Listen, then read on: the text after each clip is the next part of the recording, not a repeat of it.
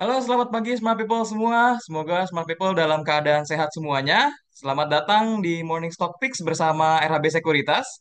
Seperti biasa, hari ini akan ada sharing mengenai berita terupdate, pembahasan saham, pilihan saham, dan juga sesi Q&A untuk Smart People semua.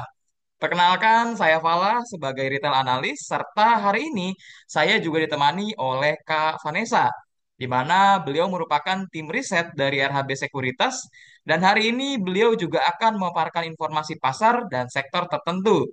Jadi, bila Smart People memiliki pertanyaan, bisa ditanyakan dengan cara mengetik pada sesi Q&A nanti.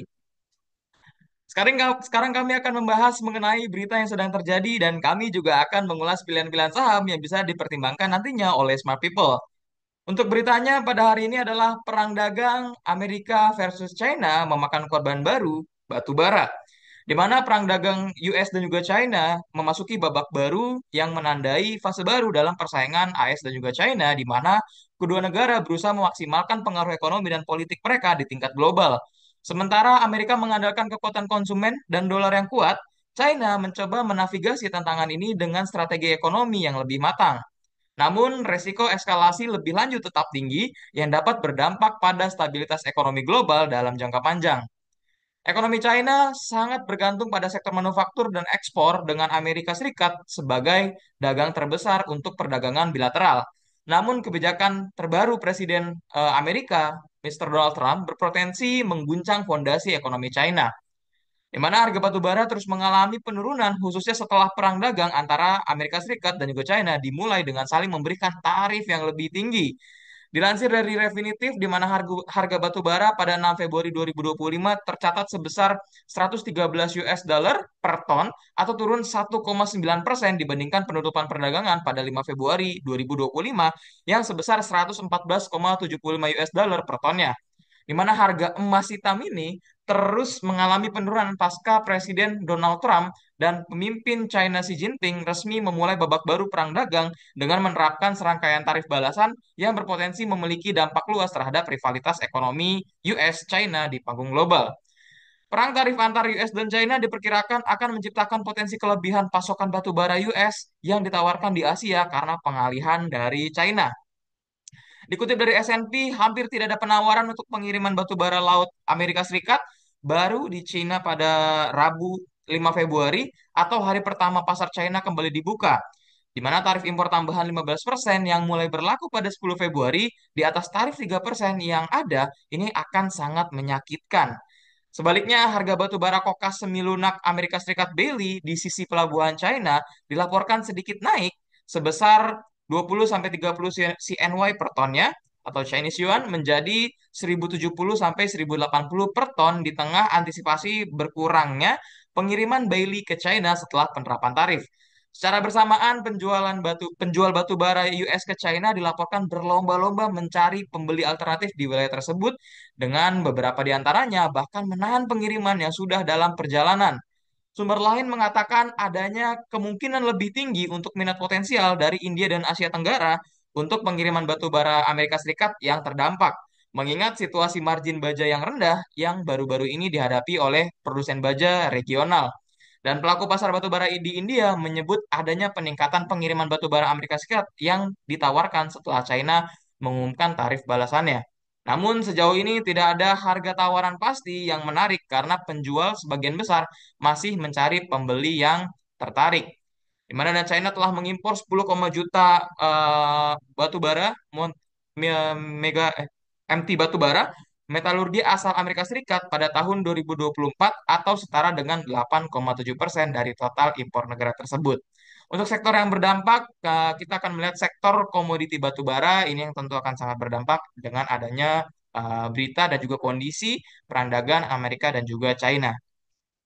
Sekarang kami akan membahas terlebih dahulu untuk indeks Dow Jones-nya, di mana indeks Dow Jones sendiri kita tahu memiliki dampak besar secara global, termasuk Indonesia, dan seringkali dijadikan acuan untuk menilai perkembangan pasar saham.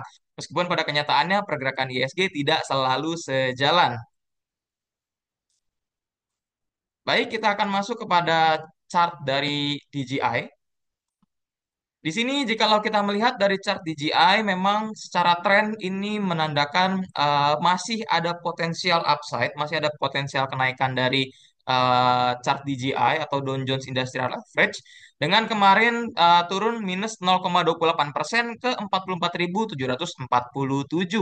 Dan juga untuk bantalannya atau support bagian bawahnya itu berada di harga 44.389 dan juga untuk bagian atasnya atau resistance-nya itu berada di 45.073.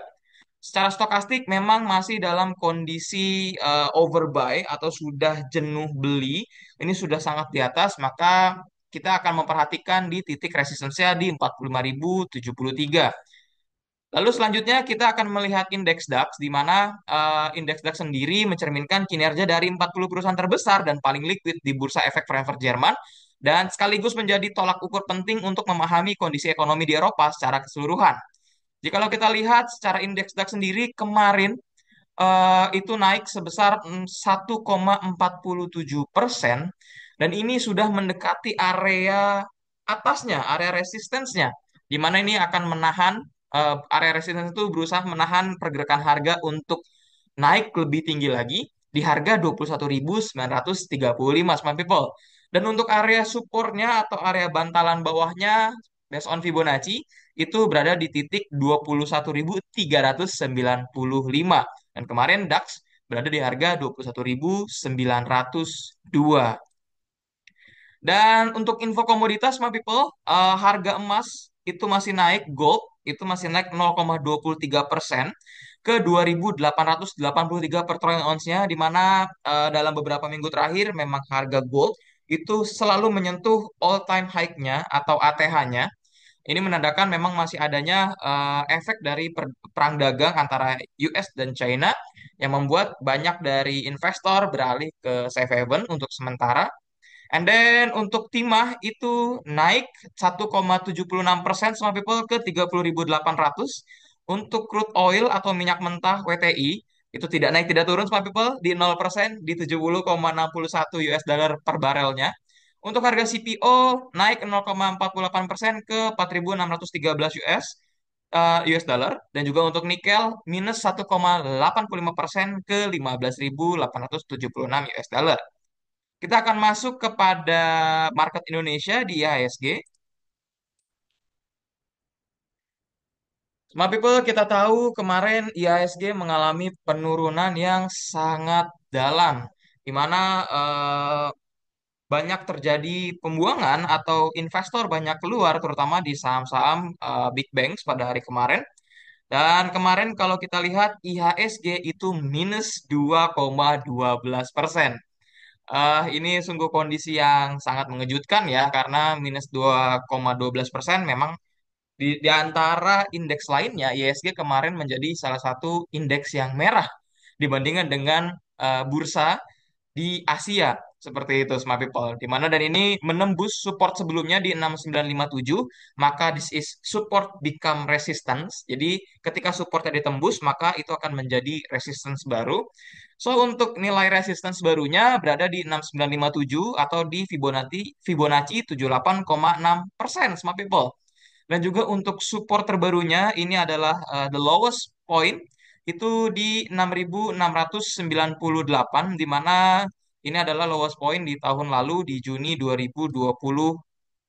Ya, betul sekali. So, untuk smart people harap berhati-hati untuk ISG sendiri memang masih ada tekanan jual yang cukup tinggi, tapi mudah-mudahan kita doakan semoga ISG cepat kembali pulih lagi dan adanya rebound di IHSG. Dan menurut data dari RHB-Trades.id, Smart People, kemarin dengan minus 2,12%, ada 176 saham ditutup menguat, kemudian 428 saham ditutup melemah, dan juga 196 saham ditutup stagnan. Dan juga untuk net buy dan net sell dari transaksi asing atau foreign, di mana net buy-nya dibukukan oleh Bank BRI sebanyak 70,3 miliar, lalu Bank BRI Syariah, BSI, dengan 40,6 miliar, dan juga MAPI di 24,24 miliar. Dan untuk net sell-nya, Smart People, paling besar kemarin ada di perbankan kita tahu minusnya sangat besar di minus 8%, itu di 1,4 triliun, dan BBCA di 488 miliar, dan Goto di 106,2 miliar. Dan kemarin hanya ada satu sektor yang menguat dibandingkan dengan sektor lainnya, Smart People, yaitu sektor basic materials, naik 1,13%, tapi sisanya itu mengalami penurunan secara sektornya. Dan yang paling lemah, yang pertama yaitu ada sektor basic materials di 2,43%, sektor finansial di 2,24% minus, dan juga sektor industrial di minus 2,14%. Baik, kita akan masuk kepada sesi tim research, di mana kali ini tim research kami memiliki informasi juga terhadap salah satu emiten yang bisa Smart People perhatikan. Silahkan Kak Vanessa.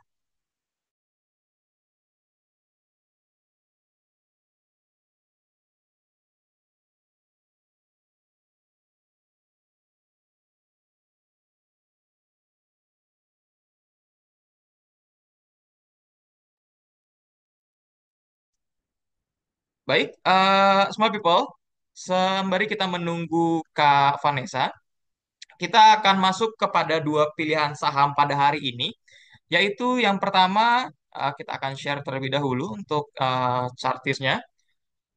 Baik, yang pertama untuk pilihan saham hari ini, sembari kita menunggu dari Kak Vanessa, yang pertama itu adalah saham GJTL, Smart People. Ini pilihan saham yang pertama. Baik, wah di sini masih banyak coret-coretannya ya, Smart People ya. So, untuk saham GJTL sendiri, jikalau kita melihat dari trennya, ini masih dalam kondisi uptrend, di mana startnya dimulai dari tanggal 19 Desember 2024, Smart People. Dan kalau kita melihat dari stokastiknya, di mana ini sudah ada sinyal nih Smart People, sinyal sentimen positif untuk stokastik 1433, ini ada sinyal golden cross-nya. Dan juga kalau kita melihat dari Fibonacci-nya, kemarin harga GJTL itu menembus 61,8%-nya di harga 1150. So, untuk smart people yang tertarik membeli saham GJTL, untuk area entry-nya itu bisa dari 1145 sampai dengan 1170, dengan potensialnya yaitu dengan target pertamanya smart people bisa di harga 1225, lalu di harga 1280, dan juga di harga yang terakhir 1335, dengan stop loss-nya itu berada di harga 1095. Baik, Smart People, kita tahan dulu untuk pilihan sahamnya karena kita akan masuk kepada sesi tim research. Silahkan Kak Vanessa.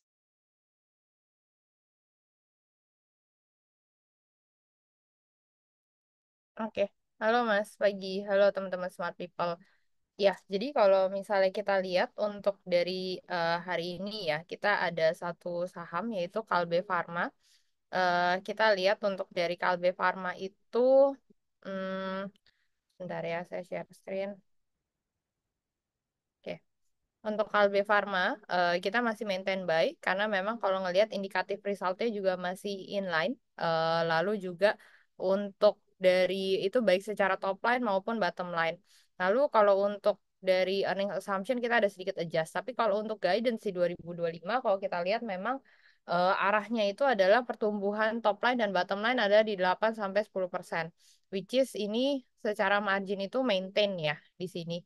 Memang yang growth yang jadi concern itu adalah di nutritional karena memang banyak impact dari down trading.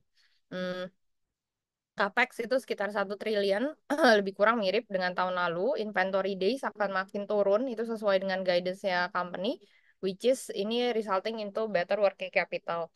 Lalu juga kalau kita ngelihat dari strategi untuk apa ya, boost the pharmaceutical dan consumer health, memang kalau di pharma tetap ke specialty product seperti onko, biologics ataupun cell therapy ya gitu. Lalu kalau untuk dari consumer health mungkin teman-teman kalau misalnya ngeliat ke YouTube itu banyak sekali ada iklannya dari Bejo yang cukup inovatif yang dibilang bahwa bisa untuk semua IQ gitu ya. Jadi salah satunya adalah lewat marketing strategi ataupun dengan new product launch. Lalu juga tapi memang di nutritional itu yang paling challenge ini ada down trading di makanya mereka meluncurkan Cilgo dan Diabeta Care gitu ya sama Hydrococolate untuk lebih ke Gen Z. em, company sudah berpartisipasi dalam free meal program, tapi sangat selektif dan kontribusi masih minimal. Sugar tax juga belum ada info. Valuasi saat ini di 16 kali atau di sekitar -3 5 year min. Itu sih. Baik, terima kasih Kak Vanessa insight-nya dari KLBF. Memang masih ada potensial upside ya Kak ya tadi untuk KLBF sendiri. Baik, kita akan melihat KLBF dari sisi teknikalnya.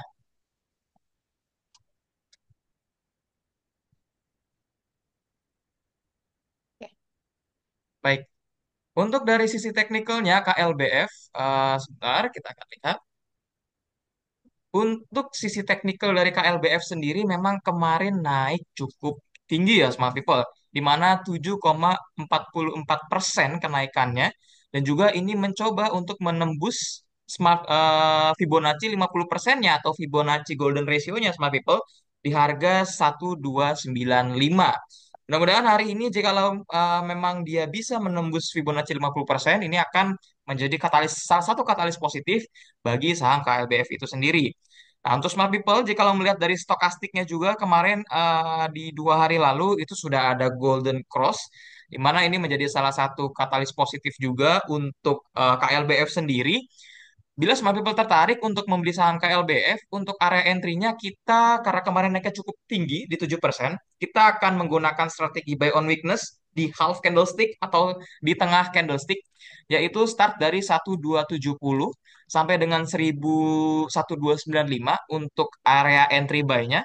Lalu untuk target pertamanya itu bisa di harga 1360. Lalu untuk target keduanya di harga 1405 dan target ketiganya di sini sudah saya tandakan di harga 1465.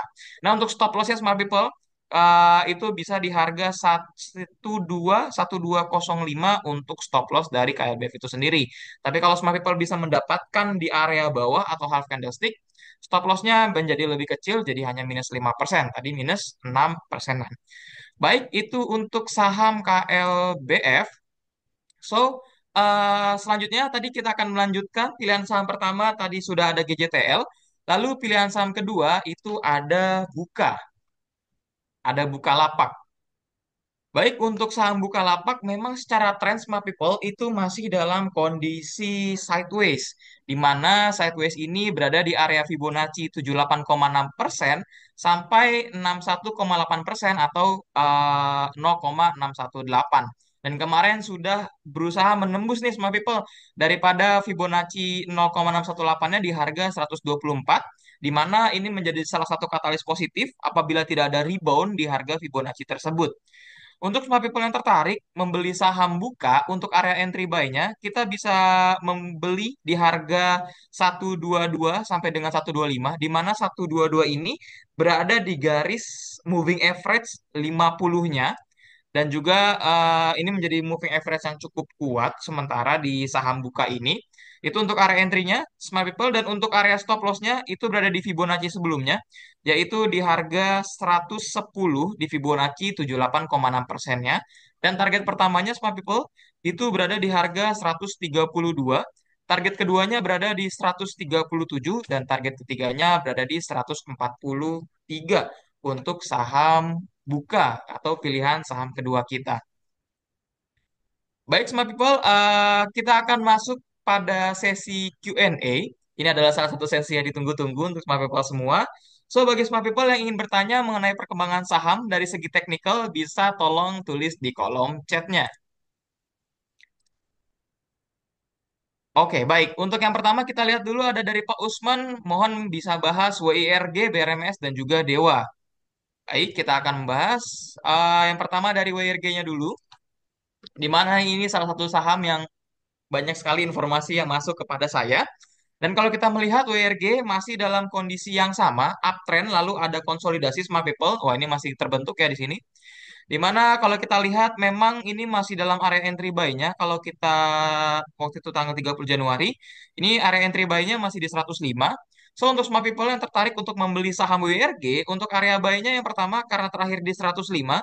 So, untuk sekarang bagi yang mau masuk, bisa masuk di harga 100 sampai dengan 105 untuk entry buy-nya.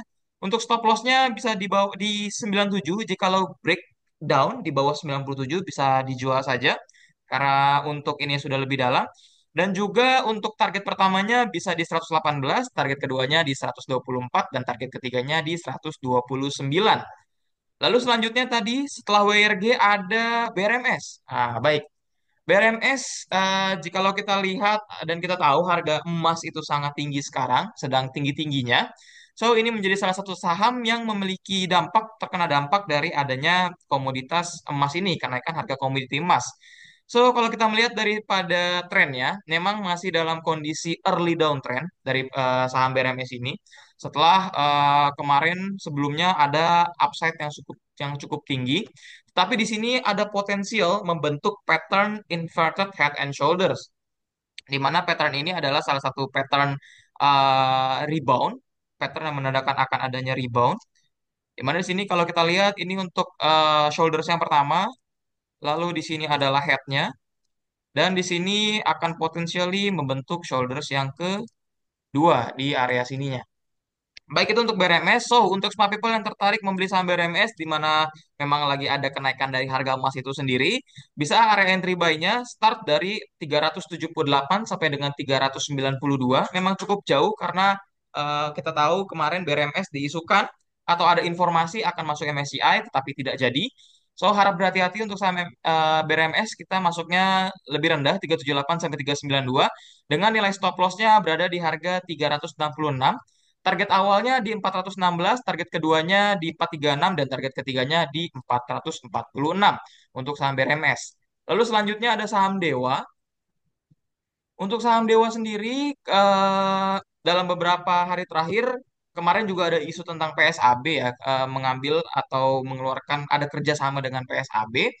Untuk saham Dewa, untuk area entry buy-nya, yang pertama bisa di harga 109 sampai dengan 112.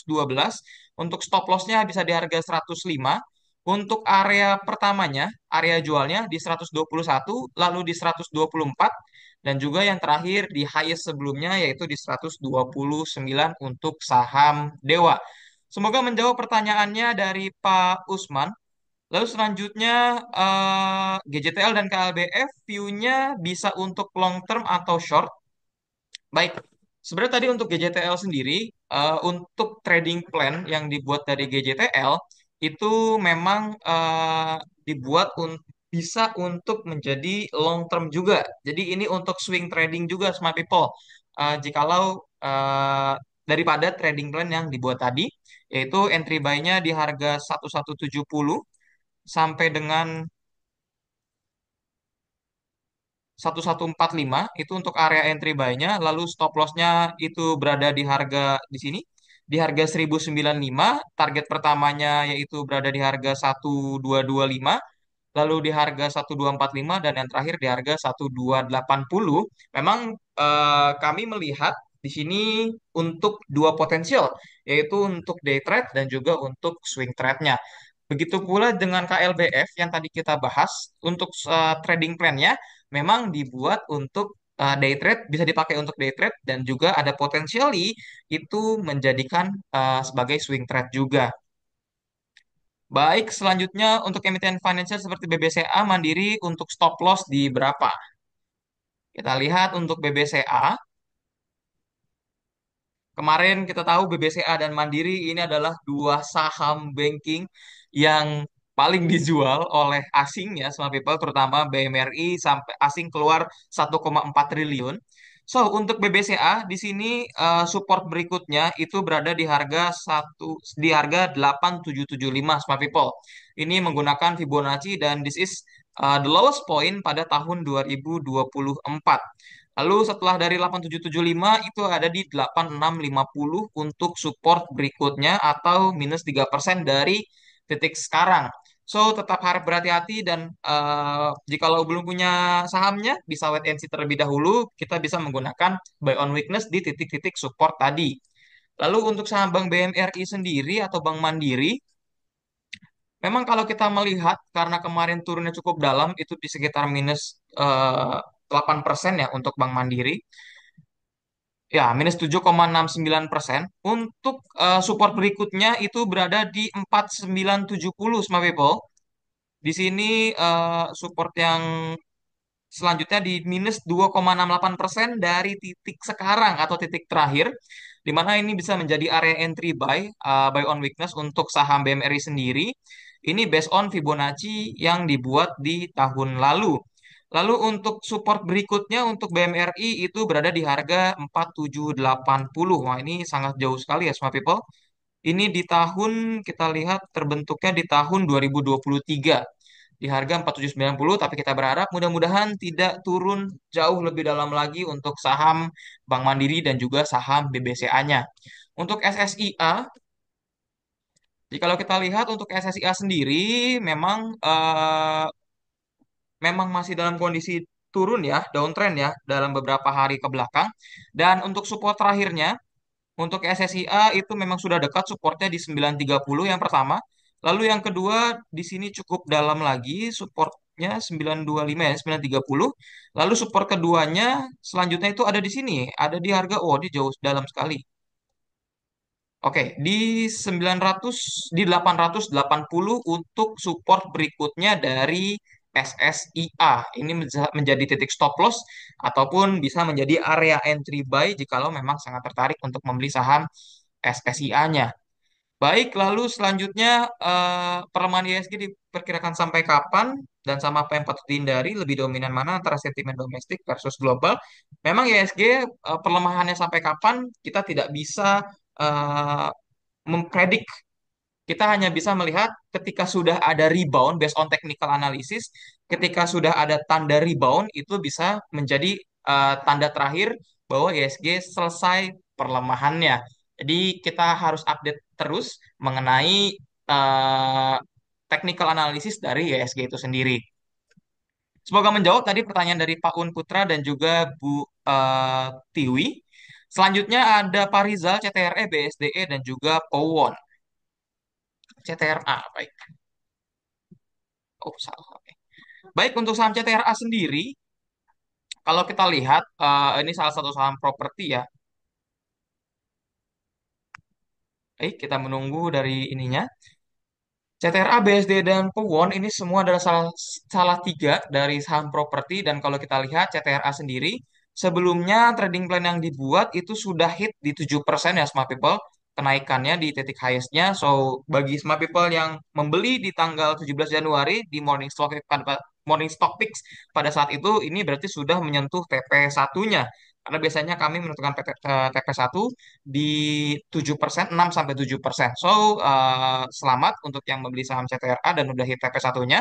Tapi untuk yang baru masuk, yang baru ingin masuk membeli saham CTRA, memang ini masih dalam kondisi sideways dan sudah menembus support sebelumnya, yaitu di harga 880. So, untuk smart people yang tertarik membeli saham CTRA, kita bisa buy on weekly saja, smart people, di harga 830 sampai dengan 870, karena ini ada potensial untuk turun lebih dalam lagi. Dengan itu area entry buy-nya, lalu untuk stop loss-nya bisa di harga kita tambahkan di 3% saja, di harga 805. Dan juga untuk target pertamanya di harga 925, target keduanya di 965, dan target ketiganya balik lagi tentu ke highest-nya di harga 1020. Oh, baik. Smart people, tidak terasa market seperti sudah buka di jam 9. Terima kasih atas semua pertanyaannya dan kami juga ingin mengingatkan bahwa ada promo menarik dari RDN Maybank yang berlaku sampai Maret 2025. Smart people bisa mendapatkan cash reward hingga Rp700.000 dengan cara membuka rekening baru menggunakan RDN Maybank. Nikmati komisi broker 0% untuk semua transaksi saham selama 30 hari pertama setelah membuka akun RDN Maybank dan khusus untuk nasabah baru RHB Sekuritas Indonesia yang bertransaksi lewat aplikasi. Sekali lagi terima kasih atas partisipasinya dan terima kasih juga kepada Kak Vanessa atas pemaparannya KLBF. Sungguh sangat insightful untuk kita semua ya semua people. Semoga informasi yang kami sajikan dapat bermanfaat dan bisa menambah pengalaman trading serta investasi bagi smart people semua. Ingin mengetahui informasi menarik lainnya soal saham? Tunggu episode selanjutnya hanya di RHB Sekuritas. RHB Trade Smart ID, easy, quick, smart.